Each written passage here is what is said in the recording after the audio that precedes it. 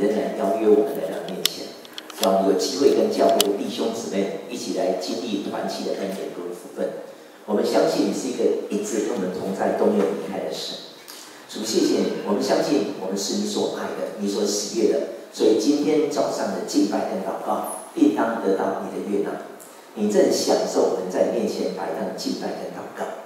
主，谢谢你，你也知道我们每一个人都需要你不断的鼓励跟提醒。今天早上，我们再一次来到面前，跟你说，主，我们需要你的帮助。圣灵，求你充满在我们当中，开我们的心耳，开我们的心眼，以至于我们在听你话语的时候，我们都得到鼓励跟造就。奉耶稣的名宣告，今天早上企图拦阻我们听神话的恶势力从我们当中出去跟离开。我们相信圣灵就在我们当中，你已经预备好我们的心，我们心像一块好田一样。当你的话进入的时候，就要在我们新生命产生极大的影响跟祝福。谢谢主，赞美主，这是我们开始领受的。主帮助我们，就像玛利亚一样，她在面前领受到上好的祝福。我们相信今天早上那个上好的祝福要临到我们当中。谢谢主，赞美主，祷告奉耶稣名求，阿门。今天早上黄牧师用这段经文跟大家分享，就是以弗所书第4章的24节，连续好几节的经文。我相信这段经文都非常的熟。我要鼓励我们当弟兄姊妹，今天既然今年最后的礼拜能够来到神面前，我要鼓励你的心要向神打开。为什么？因为神在今年的最后的礼拜要告诉你一些明年我们要如何经历神恩典的方法跟策略。所以我鼓励你一定要打开你的心，因为你的心打开可以决定你能得到多少神的祝福。所以我鼓励你一定要把你的心打开，好不好？如果可以了，跟旁边的说，现在要开心。不是那个开心，不是，是开这个心当我们愿意开心的时候，我们神就会有极大的祝福。那今天早上我们这个经文就是以弗所书第4章20到24节、25节，我们来思想这个题目，就是成为属神的新人。为什么要讲这个题目呢？因为2018即将结束了，我们不可能一直活在2018的里面，我们会进到2019。我们进到2019的时候，我们一定要有一个不一样的生命。在新的旅程里面，我们才能够享受这个旅程，这是非常重要的所以今天早上用这段经文，我们彼此鼓励，让我们进入2019年的时候，它不是新的年而已，它是新的人能够在新的年里面得到新的祝福。阿们。传说有关老鹰的传说那个听说老鹰有一种习惯应该说老鹰听说一辈子传说这样，它是可以活到70岁左右，70年老鹰。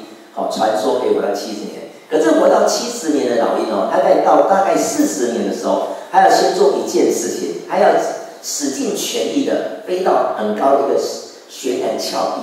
当他飞到那个悬崖峭壁，他会站在这个位置上面，他要做3件事情。第一件事情，他会用他的嘴巴去磨那个悬崖峭壁的石头，甚至有时候会用撞击的方式。因为他的嘴爪已经变形了，他用了40年的嘴爪已经变形了，所以他需要把他的嘴爪改变过来，能够长出一个新的嘴爪。那做完之后呢，他会用新的嘴爪去啄他的脚爪，因为脚爪也是用了40年变形的，所以他要把他的脚爪，旧的脚爪，用新的嘴爪把它啄掉，然后长出新的脚爪出来。当长出来之后，还用新的嘴爪要把身上那个旧的毛给拿掉，因为用了40年的老毛可能不易飞翔，所以他要把身上那个旧的老毛给拔掉。等他拔掉旧的老毛之后，然后新的毛就长出来。这个前后大概要有150天左右。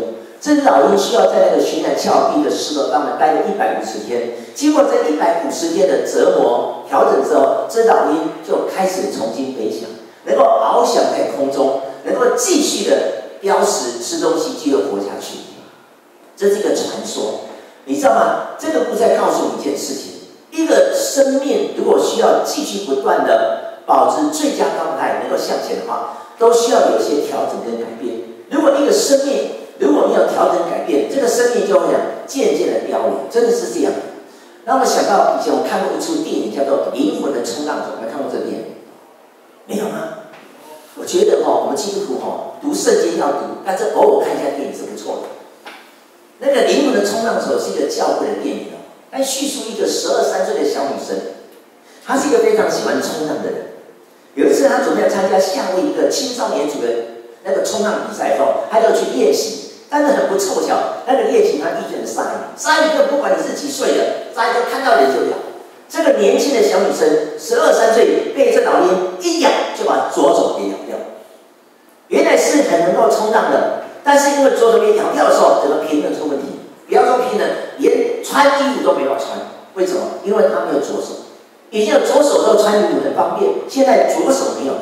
不要说冲浪哦，连削苹果都没办法削，因为削苹果要几只手？2只手削，哪有人1只手削的？连削苹果都没办法削。这个年轻人原来他是喜欢冲浪的，经过这个很大的冲击之后，生命经过很大的雕塑的时候，这个年轻人没有从此结束，没有。这个年轻人变成全世界喜欢冲浪的残障人士的教练。他原来是属什么？他原来是属年轻人、健康的人的那个冲浪手。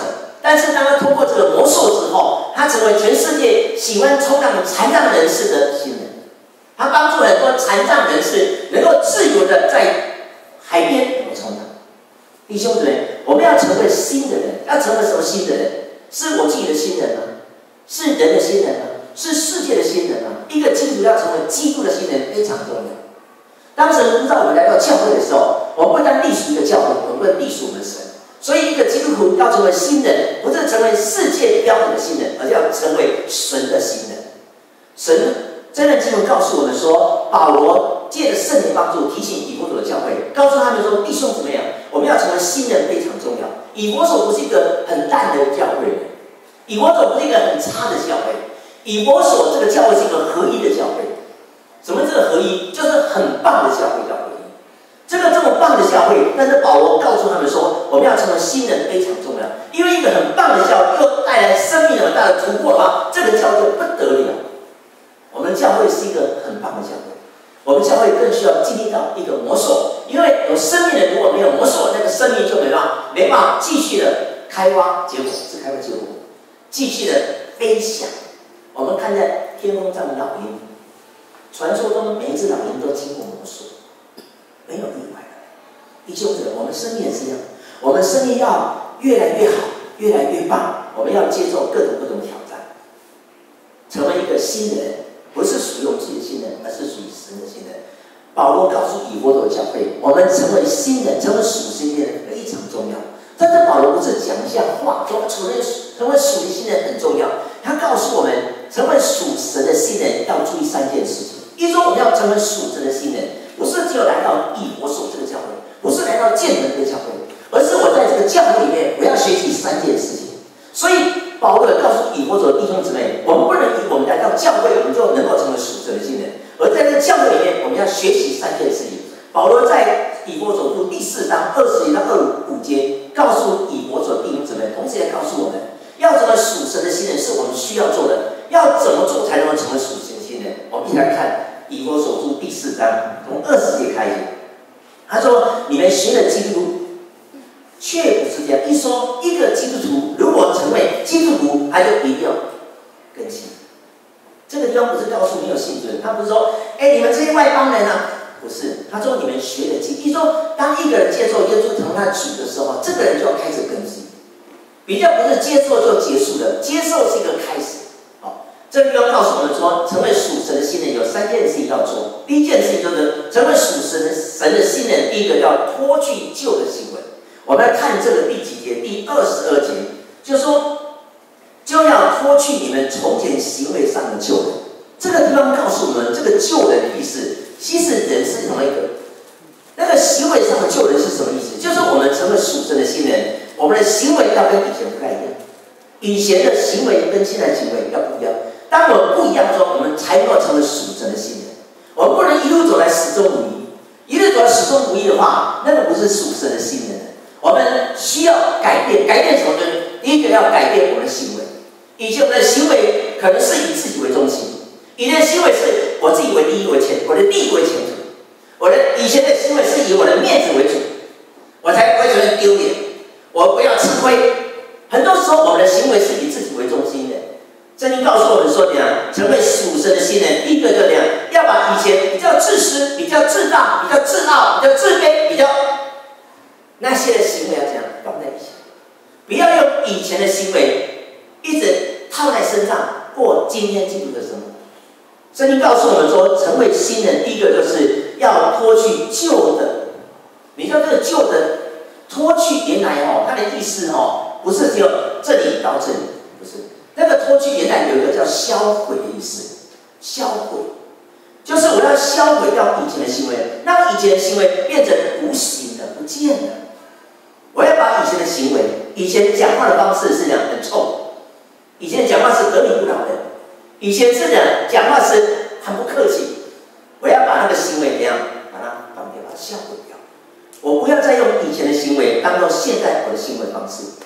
成为属神的新人，圣经告诉我们说要脱去旧的行为。如果没有脱去旧的行为，我们就很难成为属神的新人。以色列百姓他们出埃及的时候，你知道以色列百姓在埃及总共在那边有400多年的时间，不知道400还是430了，反正就是超过400年了。一个人在一个国家住了400年，你想那个人会变什么人？以色列在埃及已经成为埃及人，他们整个人很埃及人，他们用埃及人的方式在生活。虽然是以色列人，可是他们是用埃及人在生活。当神借着摩西带领以色列百姓出埃及的时候，事实上他们仍然用埃及人的方式来过日子，已经没有在埃及了，但是他仍然很埃及，用埃及的生活方式来过在旷野的生活，甚至在迦南地的生活。弟兄姊妹，一个人要进到一个新的旅程，如果没有改掉过的旧的行为，他就不能继续在心理上的。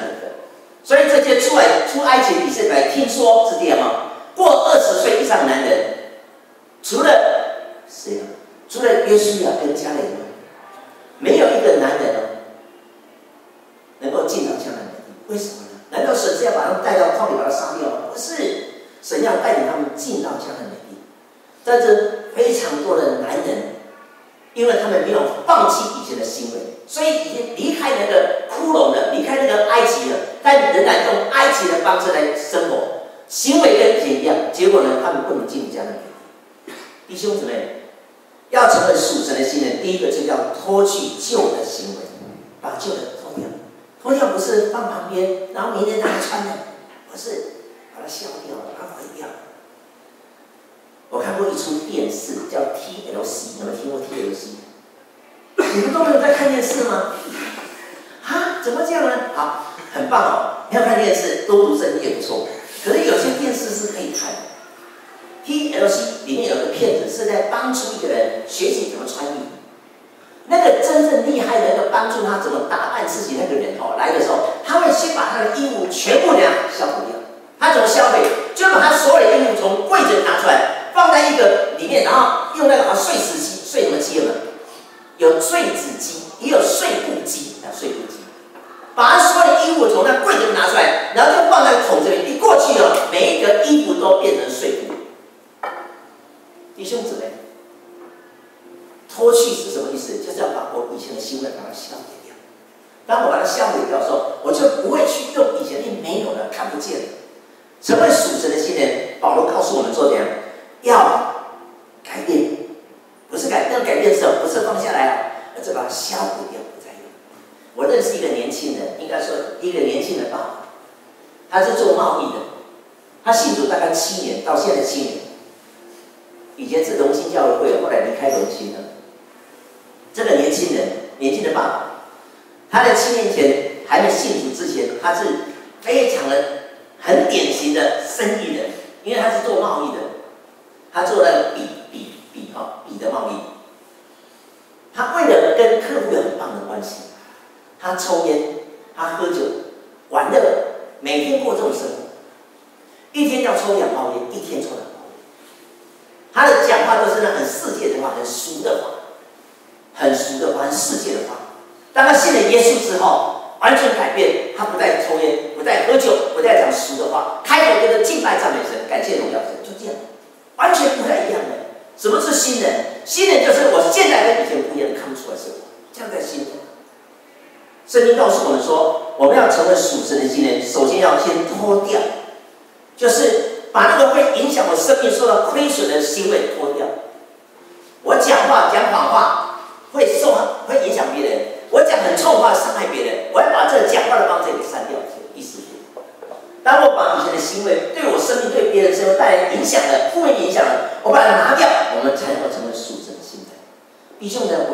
什么行为觉得让你很不舒服的？有人的行为很不喜欢自己的行为。当我把这些行为拿掉的时候，你就登入属神新人的阵容跟行列。弟兄姊妹，属神的新人，第一个就是怎样？要把旧的行为会影响生命，会让生命受到不利损的旧的行为，完全的把它消除，不再用以前的方式，不再用他的方式，这样才叫新人。这第一个。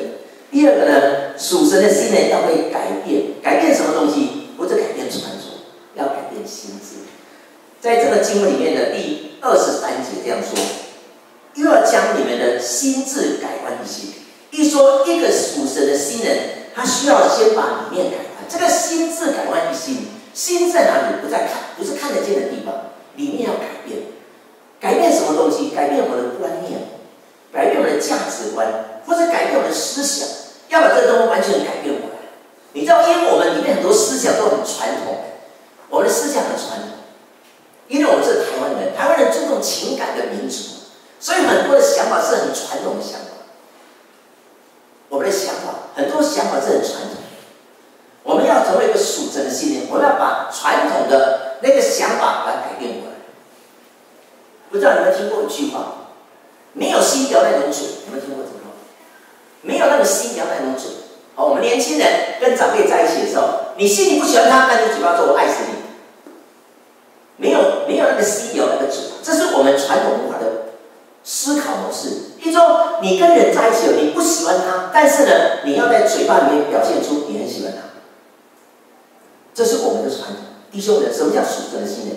就是要把这个传统的思想的方式、观念的方式把它放掉。我要尽量培养我喜欢你的心态，然后来跟你在一起。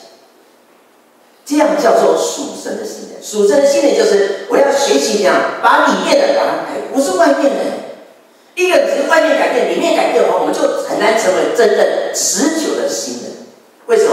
因为里面会斗出来，斗出来，里面会斗出来啊，里面的东西会彰显出来。虽然里面外面是新，但里面没有改，里面那个旧的会把外面新的给它腐蚀掉。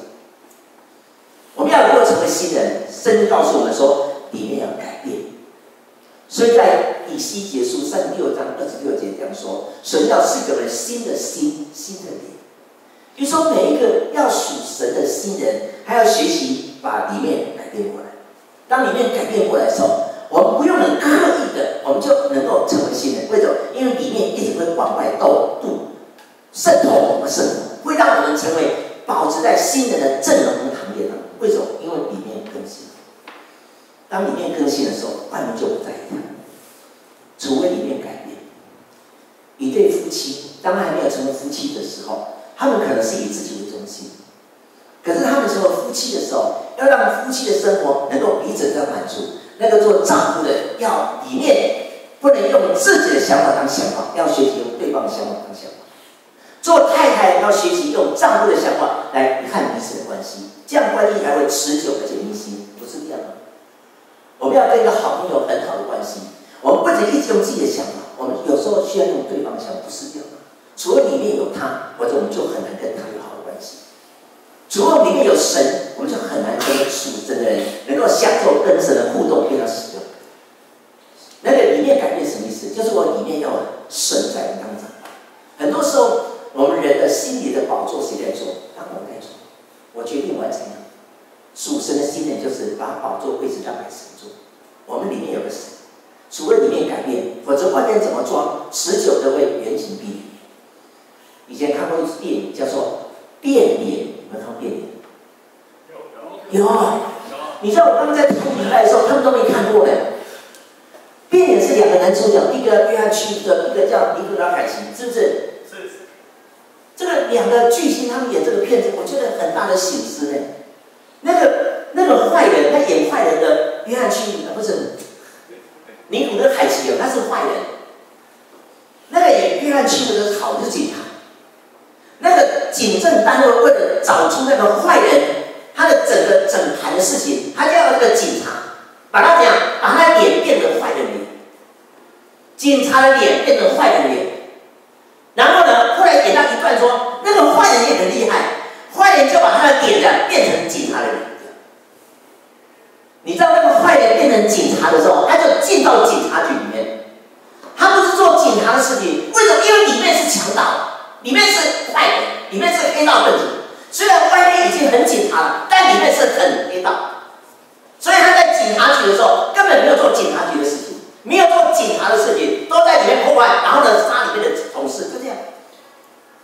他外表改变啊，可是里面没有改。他不是属警察局的警察，他是属于黑道的警察。属黑道警察会害警察。弟兄姊妹，属神的心人是什么意思？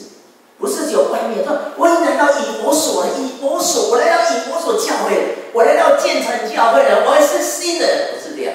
我来到以弗所教，我来到建成教会，但是我里面要很虔诚，里面很虔诚，里面要以弗所，不是外面以弗所，不是外面虔诚，而是我里面要很以弗所，里面要很虔诚。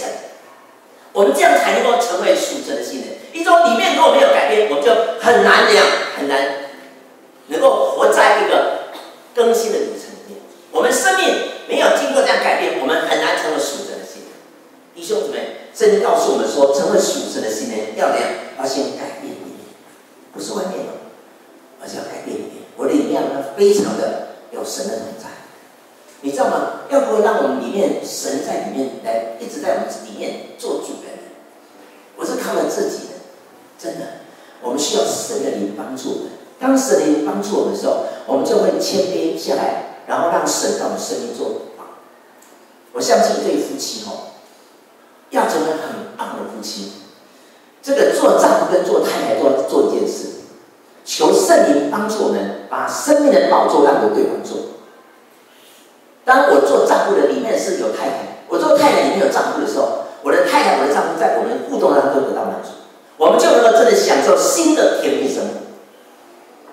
但是如果我做丈夫，仍然丈夫坐在我里面，我太太仍然太太在我里面，我们就很难怎样，很难保持很亲密的亲密关系。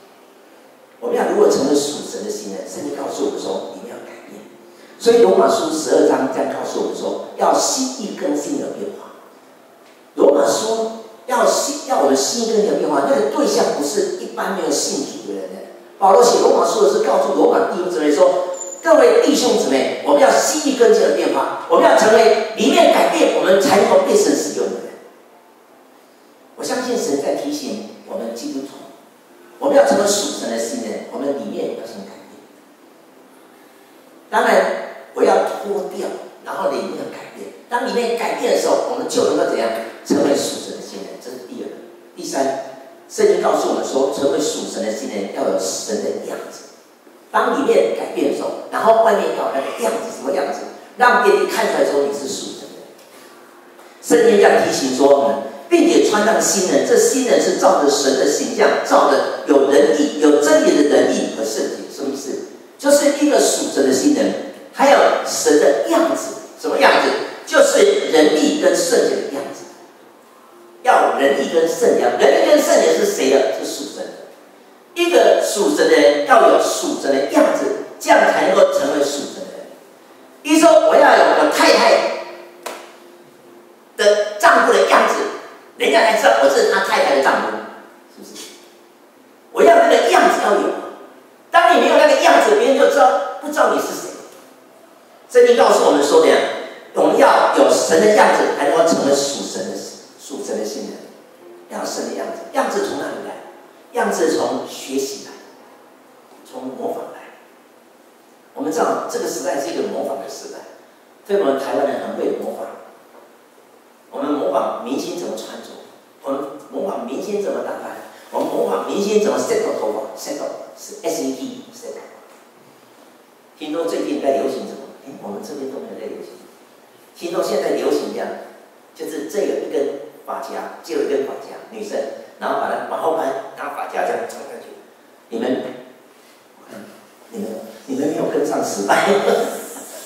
我们昨天在永兴教会有一些高中生高中生真的很流行他就把那个发夹夹在这一根，夹在这一根，都黑白的不能彩色的，就是以前阿嬷就用传统那个，这夹一根，然后就这样。那是这样最流行的一种东西，是新的东西的。弟兄姊妹，那个在以前我们小时候都看过了，看都不想再看。以前我们那时候那个小姐，她们就这样了，就把这夹一根夹一根这样了。弟兄姊妹，属神的新人要通过学习神的样子，通过模仿来成为属神的新人。但是我们不是效法世界的。当你效法世界的时候，你就不是成为属神的新人，你是属寒心的，寒心，属寒心的新人，寒心的。韩国有韩国，我们就成为属世界的新人。当你成为属世界的新人，你会一直变，一直变，因为世界是变来变去。属神的新人就是我要有神的样子，我不是跟着世界的流行在跑，我是跟着神的样子跑。弟兄姊妹，成为属神的新人，就是要神的样子非常重要。所以在约翰一书2章15节这样说：不要爱世界和爱世界上的物。约翰告诉那个弟兄们说，不要爱世界，不是离开世界呢，而是不要仿冒、抄袭、学习世界的东西。当我一直仿冒学习世界的人，我们就不能成为属神的人。他不是告诉我们离开世界、自杀结束，不是，他是要我们讲不要仿效，不要 copy 世界的东西。我们要成为一个属神的人，我们要学习有神的样子，非常重要。当我有神的样式的时候，我就能够怎样？能够在一个新的里程里一直被神祝福使用。我们要如何成为一个属神的新人？就是我们要学习要神的样式。神的样式从哪边来？有些时候，神借着教会一些长辈，一些好的属灵长辈，借着他们生活的方式、服事的方式，让我们看见神的样子。我们建成教会已经有70年了。建成教会是很多长辈所建立下来的教会，有些长辈已经到天父那边去，可是有的长辈仍然留在我们当中。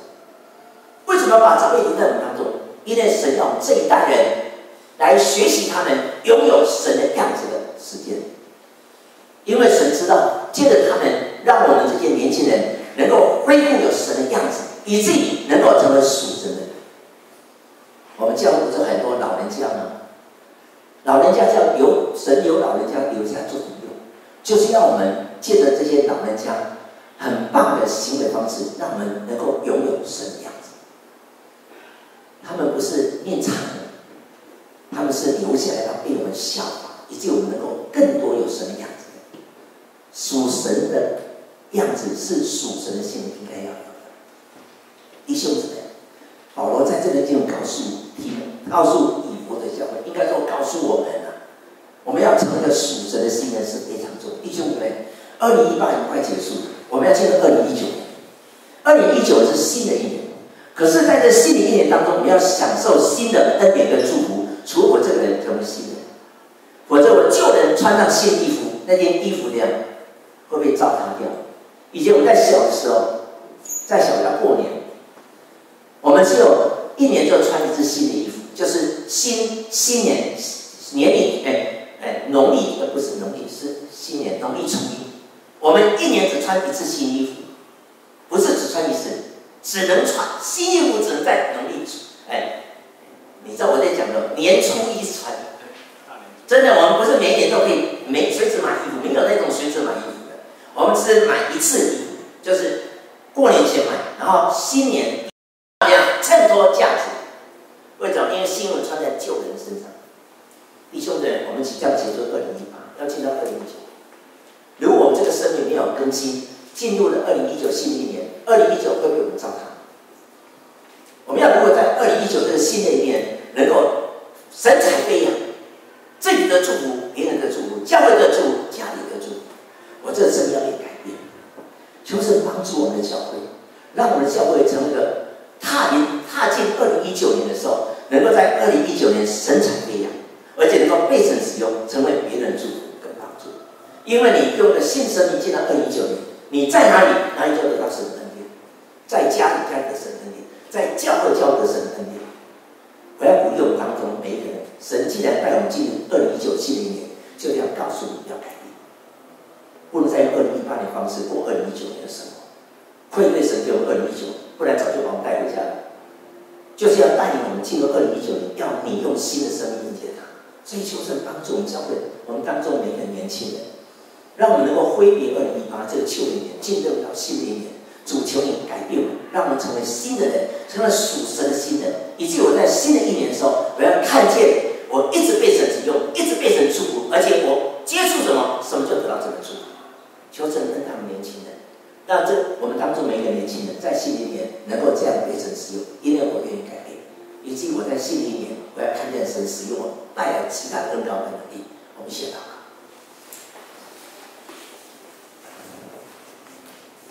闭上你的眼睛，不知道你们觉得哪里需要被改变？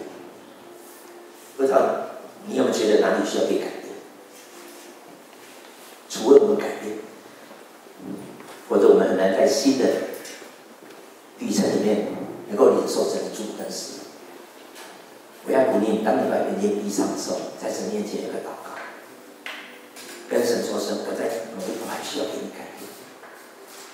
我的心里有某一些部分要给你改变，我的行为有一部分要给你改变。我们神一定会再次更新你，变成我们神这个更新的神。他要帮助借着你愿意来调整你，让你不但成为新的人，而且在新的旅程能够领受神的新的祝福，能够被神更大的使用。好吧，闭上眼睛来思想，到底我哪里需要被神更新跟改变？你心里可以这样跟神说。我们神要改变你，他尊重你的意愿。当你愿意的时候，我们神就一定会帮助你。我们神不是袖手旁观的神，我们神是一个能帮助你得胜跟成功的神。但是你要表达你意愿。所以，当我们闭上眼睛，你心里有一个祷告：主，我在哪一方面需要你更新？我需要你帮助我，不管是行为，不管是看法，不管是观念，不管我的价值观，我哪一边需要你改变的，需要你更新我。我要请你好好的想，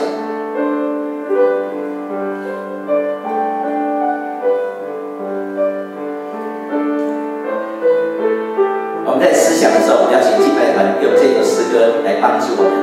闭上你的眼睛，跟神说：“神，我在哪一块需要你改变更新我？”到你跟前，焦点我想你的爱。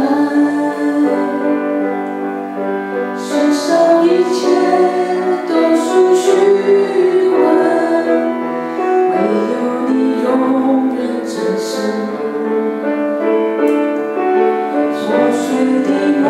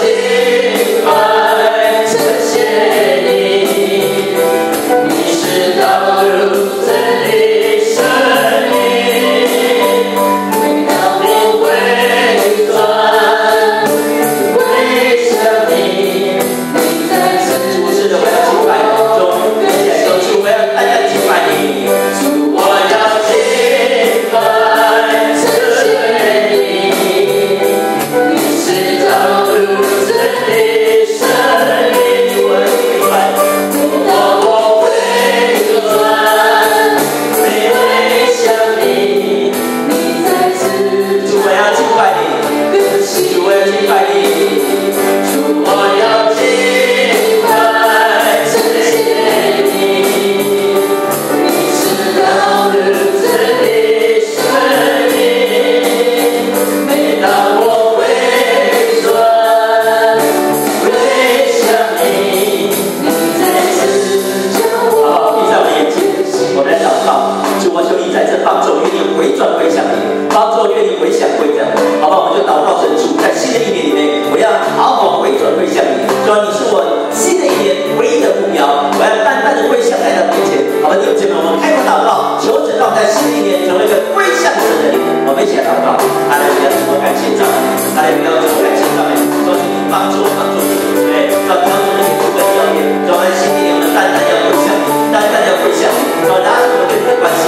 主，求你顺我们一生常以自己为中心，主，求新的一年我们要以你为中心，改变我自我，主，在新的一年我们要单单的归向你，主，没有一个例外，新的一年的每一天我们要归向你，在做每一件事我们要朝向你自己，主，把归向你的恩典是当中，我们要奉献宣告我们当中每一个人，我们要完全的归向你，要完全的归向你，恩待我们当中每一个人，借着我们每一帮助，我们要安慰每一个人都要归向你，我们感谢赞美你，我谢谢你。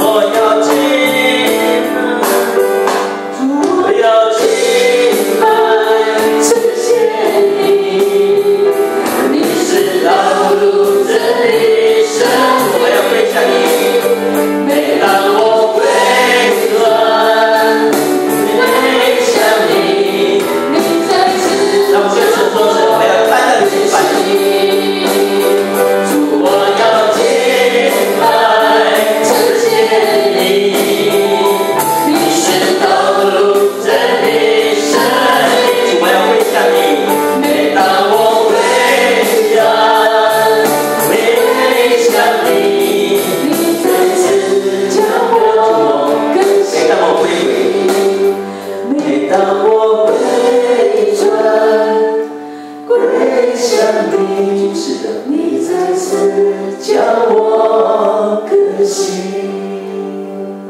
主，谢谢你，这是我们的祷告，我们要回转归向你。